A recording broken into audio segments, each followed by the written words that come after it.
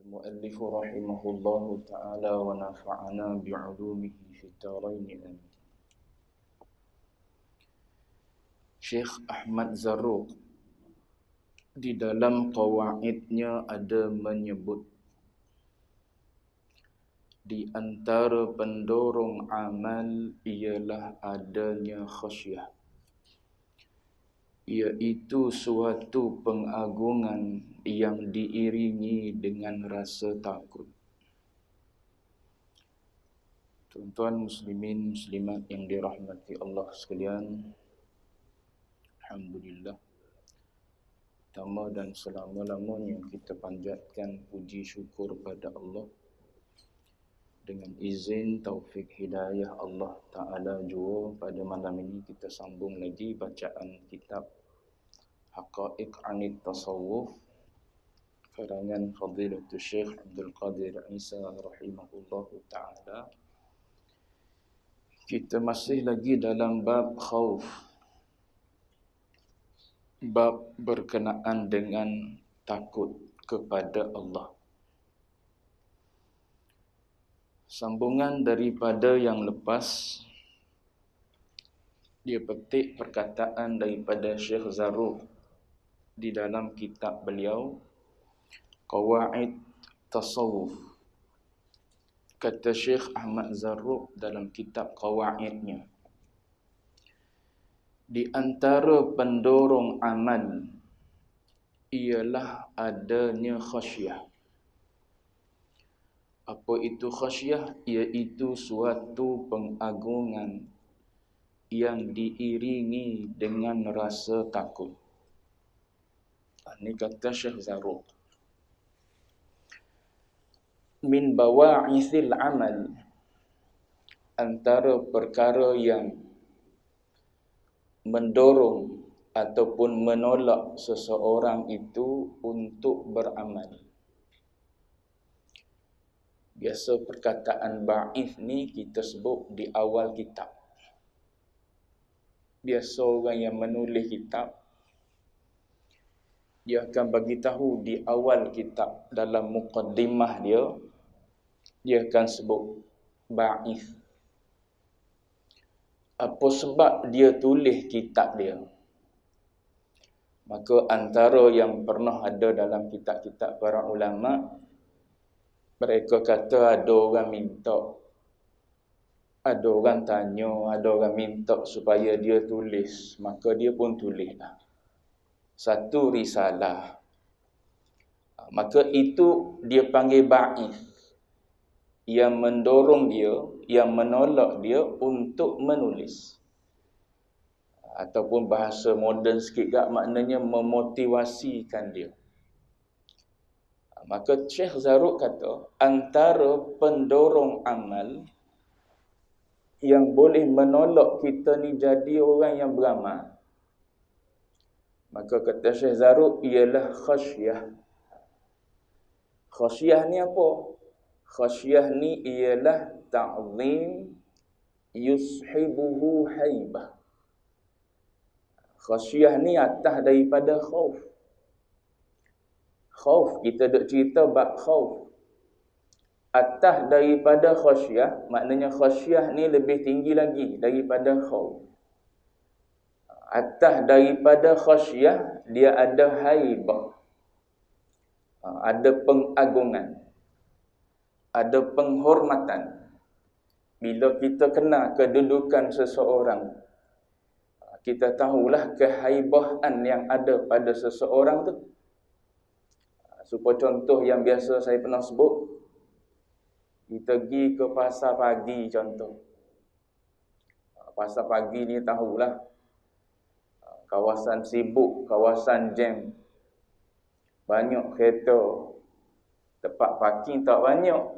Jadi orang duk parking tepi-tepi jalan gitu.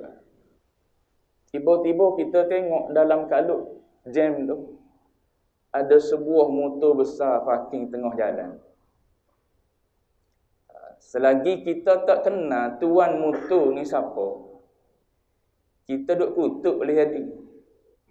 Orang kaya mana, mentang-mentang dia kaya, parking ikut suka. Letak sini, letak situ ikut suka dia. Kalau kita motor kapcai ni kat lama dah kena tarik dengan DBKL contoh.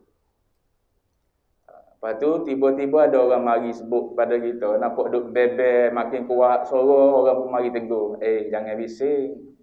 Motor TMJ ni. Bila kita kena tuan dia marilah dalam diri kita rasa haibah. Orang ni memang layak. Dia letak mana pun tak apa. Sebab apa? Kita tahu kedudukan dia. Ni khasyah ni takut yang diiringi dengan ta'zim, dengan rasa pengagungan pada Allah Ta'ala. Gerung dan takut dalam hati seseorang itu diiringi dengan pengagungan. Bila kita kenal Allah Ta'ala ni macam mana dia punya sifat dia. Sebab tu kena kenal sifat Allah Ta'ala ni. Jangan duk kenal sifat Ar-Rahman Ar-Rahim saja. Jangan duk kenal sifat Al-Latif saja. Allah Ta'ala ni ada sifat Jamal, ada sifat Jalal. Kita duk bilang sifat Jamal saja, sifat keindahan saja bagi Allah Ta'ala. Tu yang sedap duduk tu. Tak apa buat dosa pun, Allah Ta'ala kan Maha Pengampun. Sebanyak mana pun dosa kita, Allah Ta'ala kan pengampun. Tu, duk tengok sifat Jamal tu. Memang Allah Ta'ala ada sifat Jamal, sifat latif dia, berlemah lembut dengan hamba-hamba dia. Sifat belas ihsan pada hamba dia, Rahman dan Rahim. Sifat tawwab, Allah Ta'ala innahu kana tawwaba, kita duk baca. Allah Ta'ala sendiri menggelarkan diri dia, menamakan diri dia tawwab, bukan taib. Sangat-sangat terima taubat. Tu kita duk tengok dari sudut Jamal Allah Ta'ala sedap duduk. Tak apa, sebanyak mana pun Nabi sebut sebanyak buih di lautan pun dosa kita, Allah Ta'ala akan ampun dosa kalau kita bertaubat. Kita kena tengok satu lagi cabang sifat Allah Ta'ala, iaitu sifat Jalal. Jalla Jalaluh kita dah sebut tu. Allahu Azza wa Jalla, Allah Ta'ala yang maha agung dan maha tinggi. Kedudukan dia yang tinggi tu, siapa tahap dia boleh buat benda yang kita rasa tak logik buat. Boleh dia ampun pesalah yang duduk dalam penjara ni. Tiba-tiba boleh keluar kawan tu. Dah dibuktikan bersalah, katakanlah masuk penjara, tak lama masuk dalam penjara, diampunkan oleh yang di-Pertuan Agong. Contoh yang ni contoh. Takut dia nampak fulan tu kalau ustaz duk cerita, dak contoh. Tak pelik sebab apa? Sebab dia ada keagungan dia. Kita panggil pun yang di-Pertuan Agong. Bila dia ada sifat tu, tak ada orang bantah. Tak ada orang bantah. Kita buat mogok tengah jalan, kita tak setuju dia bebaskan. Tak ada. Tambah-tambah Melayu pula lagi lah, tak buat mogok. Nama pun Melayu. Kan Layu tu. Baru cakap 5 minit Layu dah, tidur gitu. Nama Melayu. Saya ingat perkataan ni Mak Sabu nak sebut dulu. Cerita Mak Sabu pula. Baik, mana tadi? Nak cerita bab khauf ni. Cerita tentang sifat Jalal Allah Ta'ala. Bila kita kena sifat Jalal dia ni, mari rasa takut lah. Takut dia dengar suara aku tadi duk kritik motor dia duk tengah jalan. Tak dengar kok, dia ada duk dalam tu. Tapi pengiring dia ataupun bodyguard dia boleh jadi dengar dah. Lama dia sapa pada tuanku berat. Tu ya tu. Sebab apa? Sebab kita kenal sifat keagungan yang ada pada dia. Begitulah ibaratnya. Kalau kita kenal sifat agung yang ada pada Allah Ta'ala, sekelumit, sedetik pun tak nak kita buat maksiat pada Allah. Tak pada nak lawan. Kita, Allah Ta'ala kata, wa khuliqal insanu dha'ifa. Kita ni diciptakan manusia, kata Allah, dijadikan manusia ni dha'ifa. Dhaif segala-galanya. Daripada tak erti satu benda pun kita, Allah Ta'ala sebut tu, keluar daripada perut lemah selemah-lemahnya. Kalau tak ada orang kutik kita, tak ada terguling situ, tak ada mogel. Sebaik Allah Ta'ala bubuh dalam jiwa orang ni, ibu dan ayah kita, ambil. Dengan penuh kasih sayang pula, ambil. Peluk, cium, baluk, bubuh baju dan sebagainya. Siapa yang bubuh dalam jiwa hamba tu jadi kasih pada anak kecil? Allah Ta'ala lah. Dia yang bersifat Rahman dan Rahim. Kalau dia biarkan dia buat, dia terbiar situ itu. Tak reti menda. Sebab apa? Allah Ta'ala sendiri cerita keluar daripada perut mak. La ta'lamuna syai'ah. Tak reti menda kita. Lepas tu dia bubuh pendengaran, dia bubuh penglihatan. Dengan ada pendengaran, ada penglihatan, ada akal. Kita belajarlah sikit-sikit. Mendengar sikit-sikit erti. Melihat sikit-sikit faham. Semua tu sebab Allah Ta'ala atur bagi pada kita. Nak banding kita yang dicipta oleh Allah Ta'ala dhaif ni, nak banding dengan sifat, tak payah banding dengan sifat Allah Ta'ala Al-Qawi lah. Allah Ta'ala cerita tentang malaikat dia, apa malaikat Jibril dia. Allah Ta'ala kata, malaikat Jibril ni, kata Allah, syadidul quwa, sangat-sangat kuat. Kuat tak kuat Jibril, balik bumi kaum Lut hanya guna satu sayap. Dalam beratus-ratus sayap dia tu, hanya guna satu sayap je. Cocok bumi kaum Nabi Lut akak atas, aliyah safilah. Bahagian atas jadi bawah, bahagian bawah jadi atas. Terbalik, hilang habis. Duk ada Dead Sea, laut mati. Tu di Jordan. Di Mesir duk ada Tasik Qarun. Kita tengok mana laut, mana harta Qarun duduk, ditenggelamkan oleh Allah Ta'ala. Mana duduk? Ulama saintis pergi cari, tak bertemu. Tu nak cerita kuat tu makhluk Allah Ta'ala. Jibril alaihi salam je sekuat tu dah. Kita nak lawan dengan Tuhan. Kalau sekuat tu, sehebat tu dia punya kerajaan, dia punya apa? Dia punya pegawai dia sekuat Jibril alaihi salam. Bayangkanlah dia boleh persiap api sebesar mana untuk kita. Tu bila kena dia mari takut. Bila mari takut tu tak boleh duduk dengan maksiat. Nak duduk dengan maksiat macam mana kita? Api yang menyentuh boleh jadi hujung api terbakar dah. Tu yang tuan-tuan duk baca dalam hadis tu. Letak di kaki, otak gelegak. Tak ada kepanasan tu di dunia ni. Letak api lilin kaki, otak tak gelegak. Habis-habis panas kaki je lah. Di akhirat gambaran api, letak kaki, gelegak di otak. Tu mikir. Tu lawan kita kalau kita duduk dalam keadaan dosa, tak bertaubat pada Allah Ta'ala.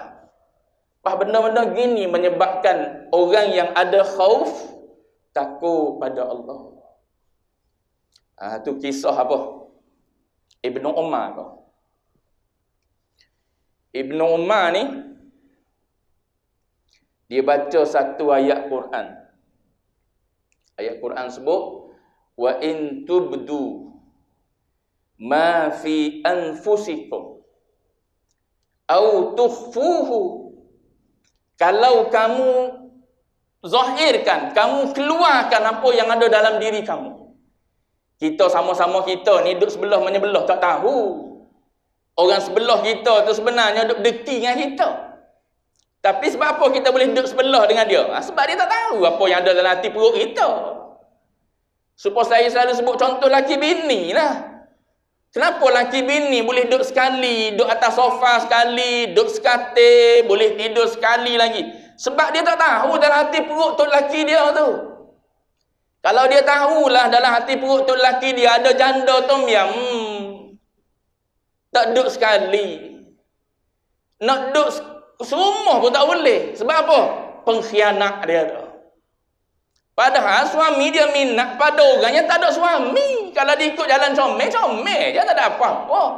Tapi nak beritahu jiwa kita tak suka ada orang lain selain daripada kita. Allah Ta'ala gitulah ibarat dia. Duk ada orang lain, muduk diri atas tikar semayang, muduk kata Allahu Akbar, muduk kata inni wajjahtu wajhiya lillazi fataras samawati wal ard. Tiba-tiba dalam hati muduk ada kedah. Duk mikir nak beli apa? Tak malu kau. Gitu. Ibarat dia. Contoh, nak mudah faham. Ni, in tubdu ma fi anfusikum. Kalau mu cerita apa yang ada dalam perutmu. Au tukhfu, ataupun mu sembunyikan apa yang ada dalam perutmu. Kata Allah, ya'lamhullah. Tetap tahu juga. Tuan-tuan mengaji dalam Usuluddin, sifat sama Allah, sifat basar Allah Ta'ala. Kalau dia inkishaf. Apa inkishaf? Tembus. Tembus ni maknanya tak ada satu benda boleh halang penglihatan Allah daripada tengok benda belah ni. Tak ada. Tak serupa kita balik dinding, tak nampak dah. Tu penglihatan kita, basar kita basar juga, tapi basar kita tidak ada ta'alluq inkishaf. Allah Ta'ala pendengaran sifat sama dia boleh dengar walaupun berapa lapis dinding. Mu sembunyi kau, mu beritahu kau, ya'lamullah. Abdullah ibn Umar baca ayat ni berkali-kali menangis. Lepas tu dia kata apa? Dia kata, inna hadzal ihsa' syadid. Dia kata ni audit ni sangat-sangat dahsyat ni. Tengok orang faham. Inna hadzal ihsa', dia kata ni audit ni. Kita istilah kita hari ni kita panggil audit lah. Ada syarikat audit yang datang audit apa keuangan sesuatu organisasi, sesuatu agensi dan sebagainya tu. Nak mari audit, bunyi audit nak mari tu lah. Pakak bersiap. Evidence semua yang perlu ada, wujudkan. Yang tak ada pun wujudkan lah. Sebab apa? Kalau tidak, jawab dia tak lulu audit ni. Berteguran dipanggil. Bila berteguran kat jawab dia tak lepas lah pentadbir. Maka kata Abdullah ibn Umar, dia kata ayat ni ayat yang menunjukkan betapa dahsyatnya audit daripada Allah Ta'ala. Sebab tu tak boleh duduk Abdullah bin Umar baca ayat ni. Kita baca ayat apa pun sebab kita tak ada khauf. Kita tak ada rasa takut pada Allah Ta'ala. Sebab tu kita tak ada rasa saat kita duk buat dosa pun kita berasa selamat. Kita duk tengok benda-benda yang tak comel, yang bercanggah dengan suruhan agama, larangan agama pun kita tak ada berasa apa. Sebab apa? Sebab kita tak kenal Allah Ta'ala. Kalau kenal, nak ambil pegang, nak buka tu tak tergamak dah. Gitu. Nak ambil dengan niat nak buka tengok benda tak comel, tak tergamak dah. Sebab apa? Tahu, dia sedang tahu. Tak ada tempat dia tak tahu. Kau kita mengaji Allah Ta'ala ni ada keadaan dan ketika dia tak tahu. Tu pelik ngaji gitu. Pelik tu fahaman etikad akidah kita tu. Kalau kita berasa ada tempat Allah Ta'ala tak tahu, tu kena beki. Tak ada tempat Allah Ta'ala tak tahu. Bila tak ada tempat Allah Ta'ala tak tahu, telitah nak wajah hak tu malu dah. Tapi tak apalah dia mari telitah. Benda kita tak nak buat pun dia mari secara ittirari. Tapi bila mari secara ittirari, kita diberi ikhtiar lepas tu. Waktu dia mari ittirari, yang tu kita tak boleh nak tepi. Sebab apa? Dia mari sendiri. Kita tak nak minta pun. Kita tengah semayang molek-molek. Tak ada niat nak menunjuk pada siapa-siapa pun. Niat awal-awal tadi lillahi ta'ala. Kan aku semayang fardu maghrib lillahi ta'ala. Tiba-tiba dia masuk dalam hati kita. Comel ibadat aku ni. Ramai orang duk berhati tengok ni. Tu ittirari dia mari. Saat ittirari kita tolak lah. Sebab apa kita tahu, kalau aku ambil sungguh lah. Kata-kata ni ambil pegang memang comel. Pun aku semayang. Sebab apa? Aku orang kaki masjid. Aku orang mengaji. Kitab fiqh aku khatam berapa butir kitab dah. Mesti comel aku semayang. Ambil telan yang tu pun nak amal. Tapi orang yang ada rasa hidup dengan Tuhan tak berani nak ambil. Sebab Allah Ta'ala duk tengok, duk tahu.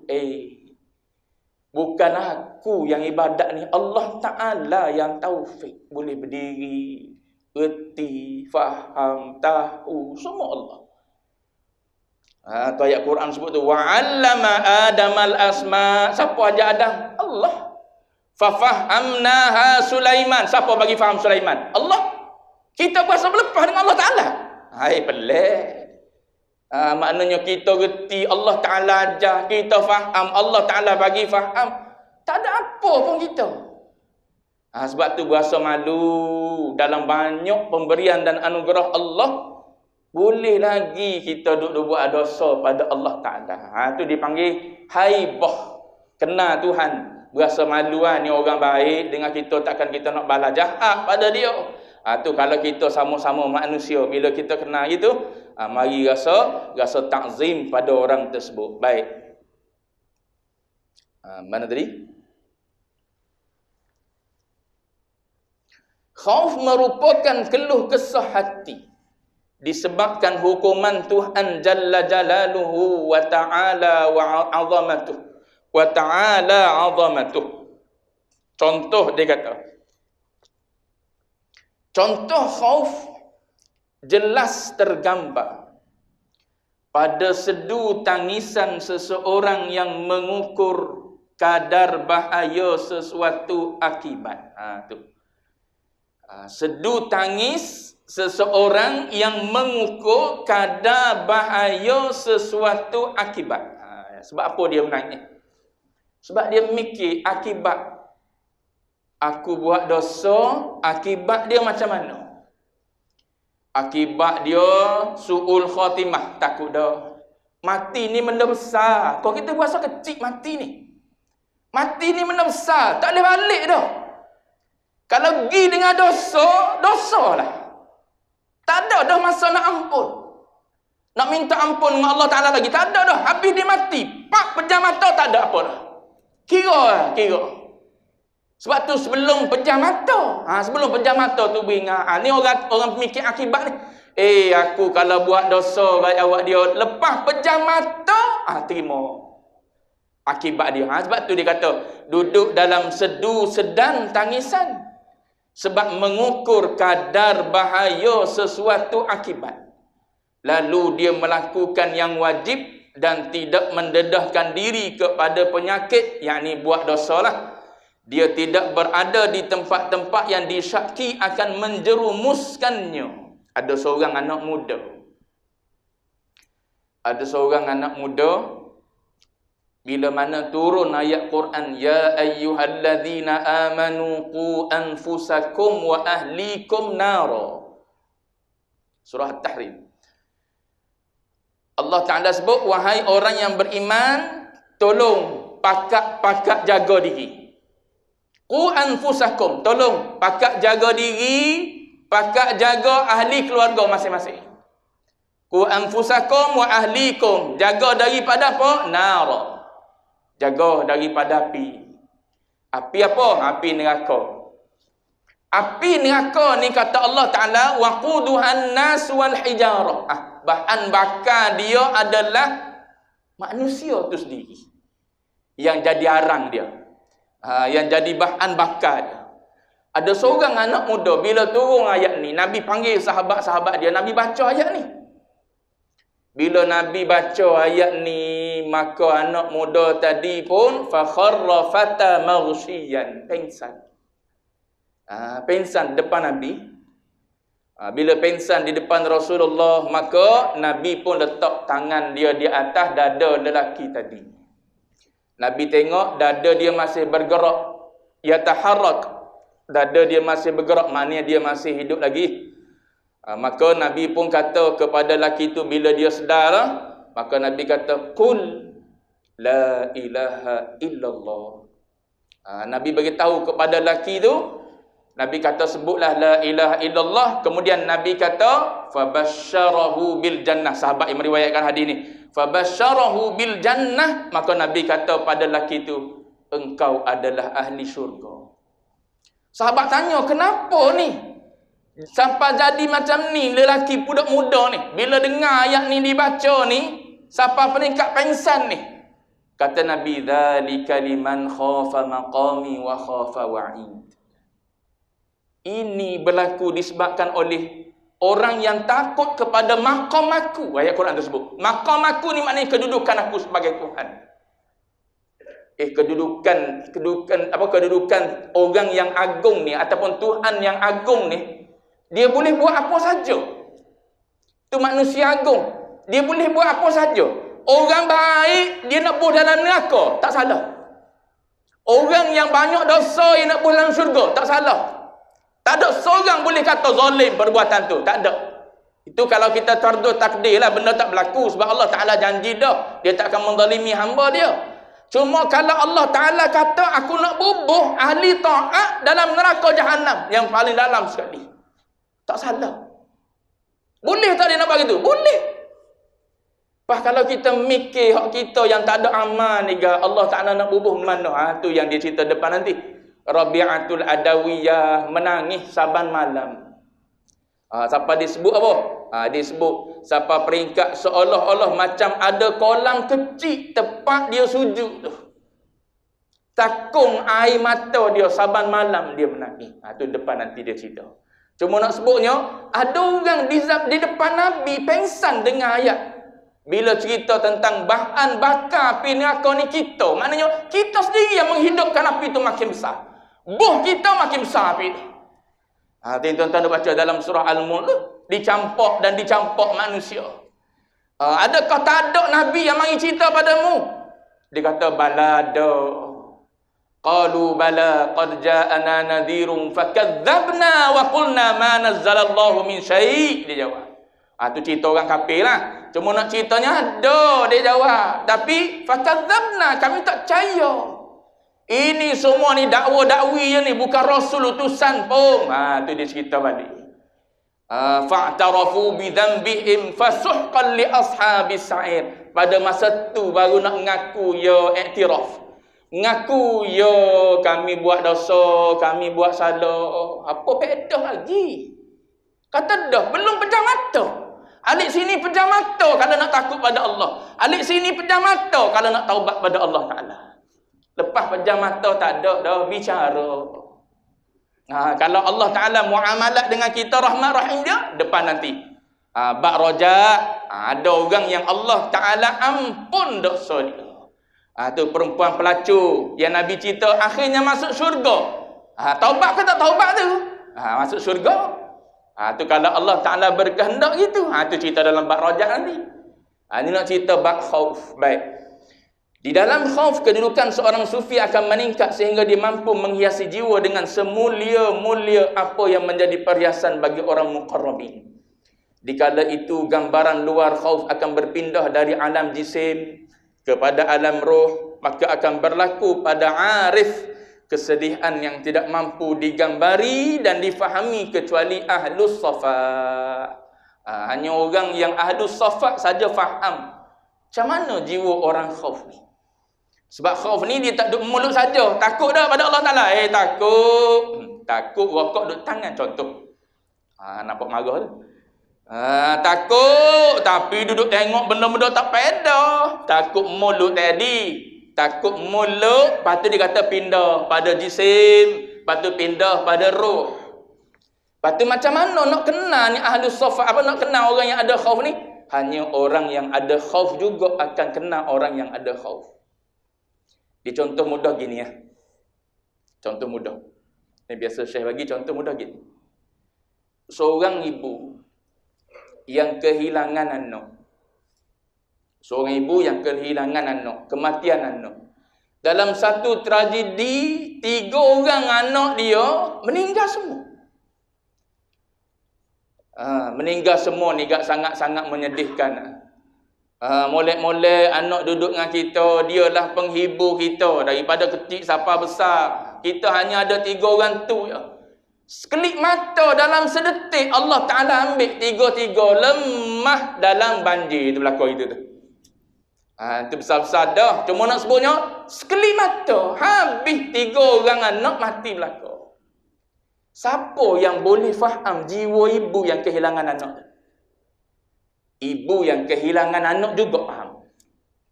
Kita boleh nak tunjuk sedih. Saya pun berduka cita juga dengan apa? Dengan apa yang berlaku pada puan. Sabarlah. Tu lah boleh kita sebutnya sebab apa? Kita tak pernah rasa anak kita hilang. Kita tak pernah rasa anak kita mati. Kita tak pernah rasa kehilangan kesemua anak kita. Yang boleh rasa betul-betul apa yang ditangisi oleh perempuan tadi. Dia tangis, dia kasih pada anak ni, dia menangis. Bukan hari tu saja. Yang esok sedih esok tu, hari ni dia menangis dah ni. Siapa yang boleh faham dia menangis kesedihan yang esok dah? Ibu yang pernah kehilangan anak juga. Yang tu dia mari, dia peluk. Walaupun dia tak bercakap sepatah, dia boleh sama-sama menangis. Sebab sama-sama faham bahasa. Walaupun dia pergi, dia sapa juga, dia peluk, dia menangis berdua. Sebab apa Fulan bin Fulan ni datang tak ada cakap apa pun, dia peluk je, dia menangis sekali dengan perempuan tu. Sebab apa? Bila tanya lepas tu, dia kata, saya pun pernah kehilangan anak. Ayah. Walaupun tak keluar bahasa mulut, walaupun tak sebut di mulut, saya takut pada Allah Ta'ala. Air mata duk mengalir, kita tengok air mata orang tu mengalir, kita tahu air mata tu mengalir kerana takut pada Allah. Walaupun mulut tak ada sebut. Tu anak murid pernah apa? Seorang anak murid pernah tanya pada Syekh jawab gini. Bila macam mana kita nak kenal orang tu ada takut pada Allah Ta'ala? Sebab kita tengok Nabi ada duduk bergelak ketawa dengan sahabat dia, bergurau dengan sahabat dia. Sedangkan Nabi ni Sayyidul Khaifin lah. Nabi lah penghulu kepada segala orang-orang yang takut pada Allah. Tu yang Nabi sebut tu, lau ta'lamuna ma'alam. Kalau kamu tahu apa yang aku tahu, la dhahiktum qalilan wa la bakaitum katsira. Kamu akan ketawa sikit sangat-sangat. Kamu akan banyak menangis. Tapi ada masa Nabi duduk dengan sahabat-sahabat dia, Nabi bergurau senda dengan sahabat dia. Sebab tu kita tak faham jiwa orang yang ada khauf selagi mana kita tak ada sifat khauf. Sebab tu dia kata akan difahami oleh ahlus safa. Maknanya orang yang jiwa dia bersih juga akan faham jiwa orang ni ada khauf ataupun tak ada khauf. Baik. Dalam maqam ini, Sayyidi Abdul Wahab Asy'arani rahimahullahu ta'ala, disebut cerita ni, ini cerita. Menyifatkan Sayyidah Rabi'atul Adawiyah sebagai seorang yang banyak menangis dan banyak bersedih. Apabila mendengar orang menyebut neraka, beliau pingsan beberapa ketika. Tempat sujud beliau seperti kolam kecil yang terbentuk hasil lilangan air matanya. Neraka seolah-olah tidak diciptakan kecuali karenanya. Maknanya kecuali untuk bubuh dia neraka ni. Tu bagi dia mikir. Rahsia ketakutan yang demikian adalah hasil i'tiqad bahawa semua bala selain neraka senang ditempuhi dan semua kekasih selain jauh daripada Allah Ta'ala senang dihadapi. Ahli sufi berpendapat bahawa kekasih tidak akan diberi minuman gelas mahabbah. Cinta dengan takut ni dia bukan berlawanan. Cinta dengan takut dia bukan berlawanan. Takut dia faham gitu. Cinta dengan takut dia bukan berlawanan. Dia boleh ada sekali. Contoh, kita yang ada cinta dan kasih pada bini, ada juga dalam hati kita takut kehilangan dia. Dia ada sekali. Kita sebab sayang pada bini, kasih pada isteri, menyebabkan ada juga rasa takut kehilangan.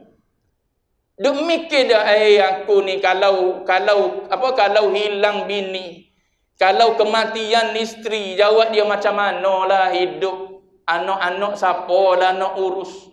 Rumah tangga siapa lah nak jaga, nak atur. Aku dah lah sibuk. Tu dalam hati ada cinta, ada khauf. Supaya cinta bukan bermakna lawan kepada khauf. Dia ada sekali.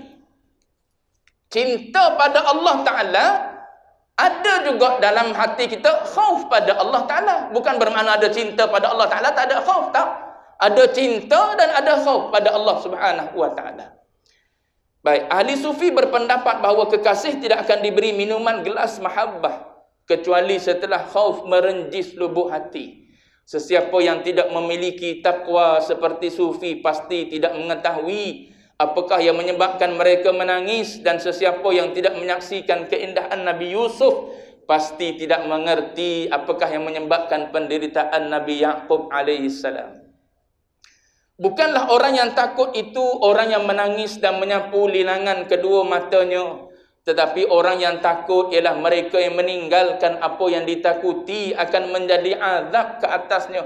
Abu Sulaiman Ad-Darani berkata, tidak berpisah khauf dari hati kecuali hati itu binasa. Binasa. Bila tak ada khauf, hati itu binasa. Sebab apa? Dia dimiliki oleh ammarah bisu, akan dorong manusia tu buat maksiat dan dosa. Last sekali, martabat khauf. Orang yang khauf, yakni orang yang ada sifat takut dalam hati dia, pastinya bukan berada pada satu martabat sahaja. Ini orang yang ada sifat khauf pun tak sama ada martabat dia. Bahkan mereka berada pada martabat yang berbeza. Ibnu Ajibah telah mengkategorikan martabat-martabat mereka kepada 3. Kata beliau, kata Ibnu Ajibah. Satu, kata Ibnu Ajibah, khauful ammah. Ni supaya kita duk bicara tentang puasa dalam bulan Ramadan. Puasa orang awam, puasa orang khusus, puasa orang khususul khusus. Takut ni pun gitu juga. Takut orang awam, khauful ammah. Takut orang awam ni minal iqabi wa fawatis thawabi. Tu takut orang awam. Kita kalau ada takut, kita takut pada apa? Takut pada seksa. Tu yang takut kita tu. Duk dengar seksa dalam kubur, masuk dalam kubur, himpitan kubur macam mana, seksa dalam kubur, haiwan apa dalam kubur tu. Duk dengar orang cerita bab kematian, sakaratul maut macam mana, selepas daripada tu macam mana, nerakanya macam mana. Tu takut. Takut pada iqab, pada siksaan. Dan juga takut pada fawatis thawab, takut pada luputnya pahala. Sebab tu jaga amal ibadat kita. Mari telitah gini, kantor ikhlas aku, ngaji bab ikhlas, nak suruh apa tu? Nak suruh hilang riak dalam hati kita, takut luput pahala. Tu kita orang awam. Orang khusus, dua bagi ya. Orang khusus wa khauful khassati minal itabi wa fawatil iqtira. Takut orang tinggi sikit daripada orang awam, takut pada celaan Allah dan jauhnya daripada Allah. Tu takut orang tinggi sikit.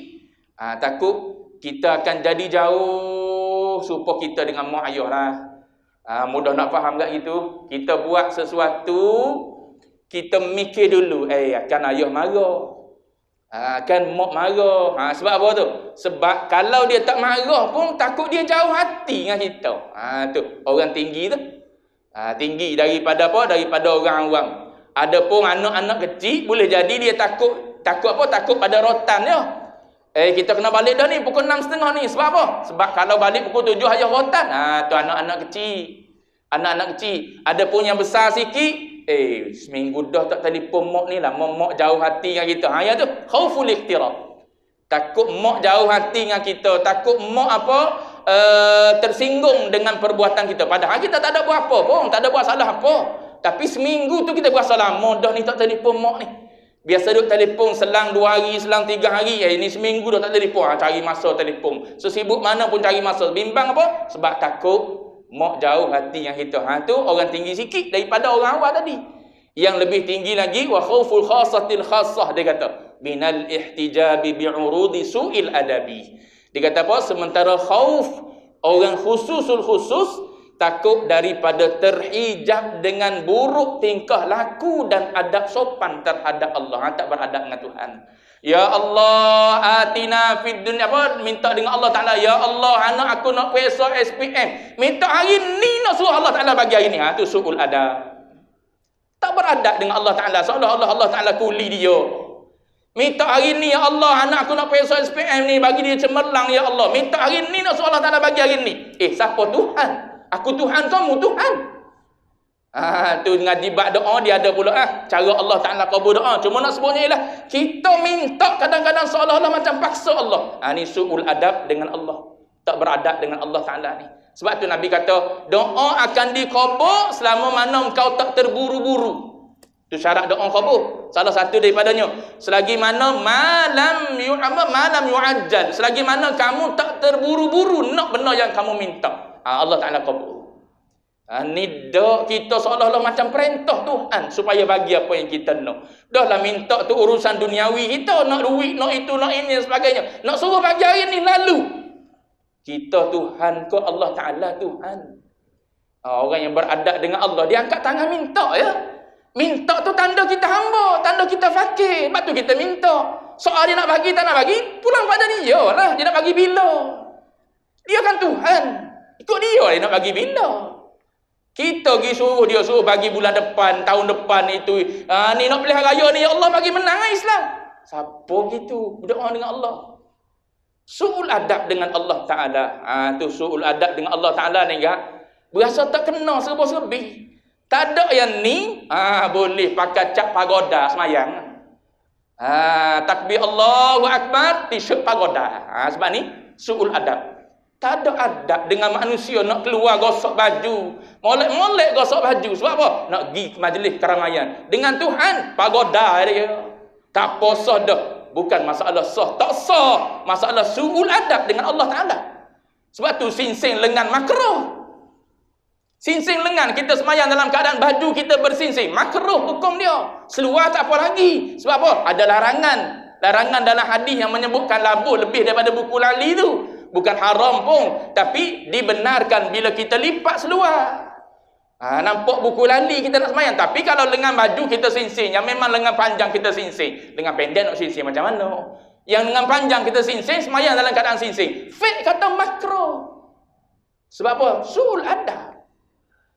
Macam orang nak bertumbuk sinsing lengan nak pergi semayang. Sopan-sopan nak masuk, pakai baju molek-molek.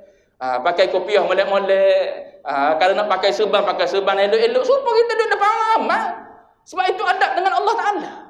Allah Ta'ala ni mana-mana pun tahu belaka. Kenapa kita duduk di depan orang ramai, kita pakai begini, duduk dalam bilik kita seorang diri. Dengan Allah Ta'ala lain pakaian kita.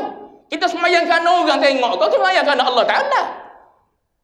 Itu su'ul adab kita dengan Allah Ta'ala. Kita tak berasa. Sebab apa? Kita orang awam. Orang tinggi kat jawab dia semayang serupa duduk luar. Kalau dibubuh serban, dibubuh shawl pula atas kepala dia. Gitu dia semayang.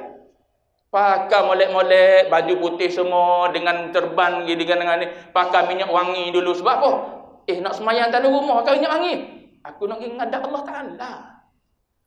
Bukan masalah aku duduk dalam rumah. Masalah aku nak menghadap Allah Ta'ala. Kita duduk kira makan minyak wangi ni sebab nak keluar dengan orang ramai.